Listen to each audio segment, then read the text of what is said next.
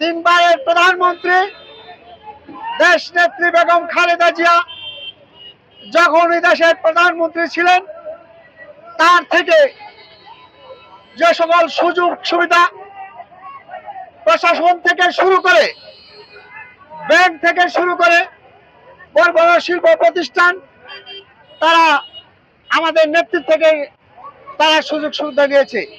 আজকে সেই পরিবারের নামে শহীদ প্রেসিডেন্ট জিয়াউর রহমানের গোড়া দল আমাদের দেশ নেত্রী বেগম খালেদা জিয়ার নামে, এমনকি আমাদের ভারপ্রাপ্ত আগামী দিনের রাষ্ট্রনায়ক ভারপ্রাপ্ত চেয়ারম্যান জনাব তারেক রহমানের নামে মিথ্যা মামলা, মিথ্যা অপবাদ দিচ্ছে।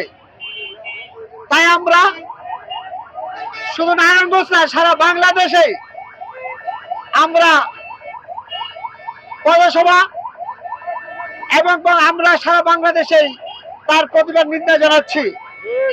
আগামী দিনে যদি এমন ভাবে আমাদের ভারপ্রাপ্ত চেয়ারম্যানের নামে মিথ্যা অপবাদ দেয়, তারা জায়গায় জায়গায় আপনারা জানেন না, আমরা ইউটিউবে গিয়ে শুধু ওপেনলি আপনারা দেখবেন প্রতিটা জায়গাতে তারা মাদ্রাসাগুলিতে দেখেন তারা কি তাদের ছাত্রদের উপর কি জুলুম অত্যাচার করছে।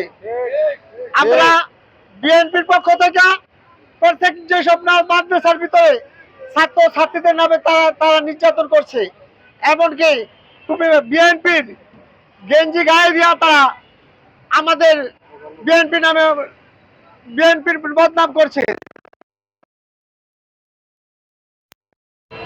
যেটা চকবাজার বিটফুট হয়েছে, আপনারা দেখেছেন তার পিছনে একটা ছিল, কিন্তু সে কিন্তু বিএনপির লোক না। আমাদের ভারপ্রাপ্ত চেয়ারম্যান নামে বিএনপির নামে তারা অপবাদ দিচ্ছে। তাই আমরা এই প্রতিবাদ জানাচ্ছি, নিন্দা জানাচ্ছি। ইনশাল্লাহ আগামী দিন বিএনপি অনেক বড় দল। বিএনপি কখনো 30টা 40টা সংসদ সদস্যকে নিয়ে সরকার গঠন করে নাই। বিএনপি 2 থেকে 250 সংসদ সদস্য নিয়ে সরকার গঠন করেছে।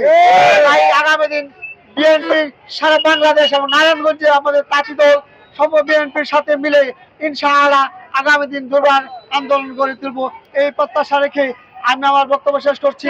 বাংলাদেশ জিন্দাবাদ, পার্টি দল জিন্দাবাদ, শহীদ জিয়া অমর হোক, খালেদ জিন্দাবাদ, ভারপ্রাপ্ত চেয়ারম্যান